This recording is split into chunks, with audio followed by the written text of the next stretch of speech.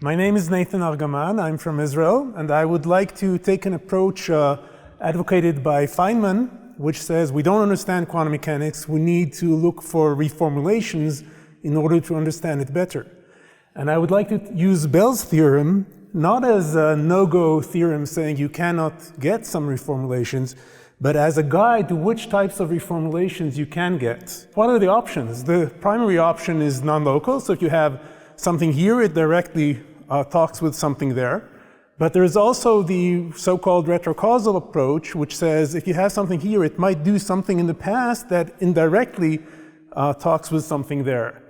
And causality is a complicated issue, so we should perhaps call these things future input dependent models. So you have something in the past, some variable, which depends on something that you measure in the future, and this dependence can indirectly give you the results of quantum mechanics, provided that this is a hidden variable.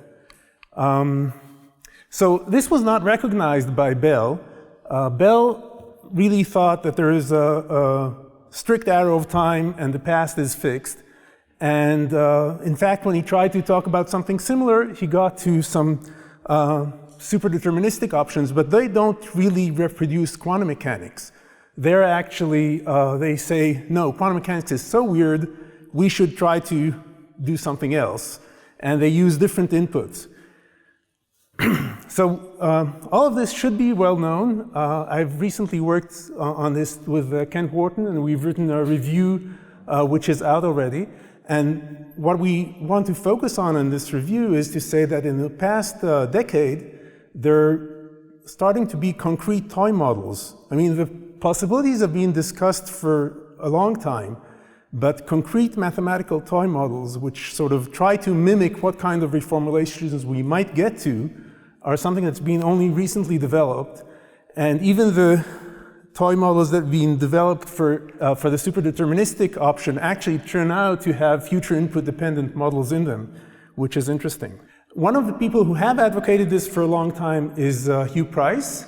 And he said, well, if we don't have an arrow of time like Bell thought, well, maybe our models have to be completely time reversal symmetric.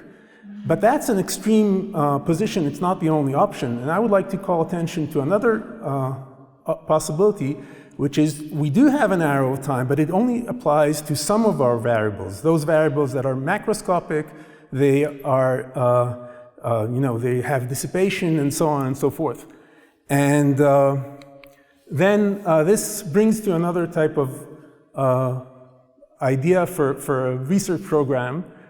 If you can construct toy models or better complete theory that would have basically a stochastic rules which are time symmetric, but some kind of fixed past additional condition that would break the symmetry, perhaps we could get an arrow of time for the macroscopic world, but the microscopic variables would not be subject to such a strict condition, and they could still be something fluctuating and hiding. And I'm hopeful that this would work out. Thank you.